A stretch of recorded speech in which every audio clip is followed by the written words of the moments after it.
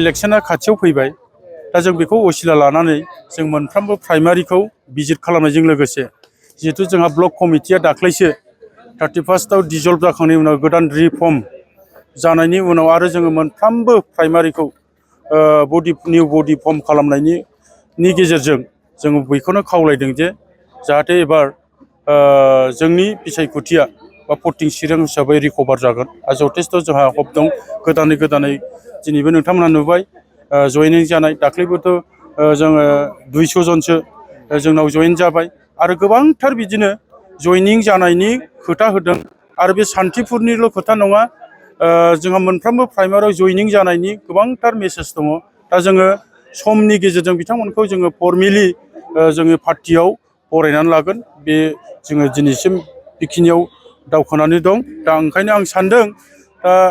जिहेतु सान्थिफुर हिसाबै गोदान रिफर्म जाबाय बिथांमोननि मावनायनि स्पिरिटिंआ हयथ' बिराद गोबांथार गोख्रैयै खारगोन आरो सान्थिफुर हिसाबै जोङो जेनबाय थानायनि जोङो बेखौनो जों सिन्था खालामबाय थादों सान्थिफुरा मानि थाखाय जेनदों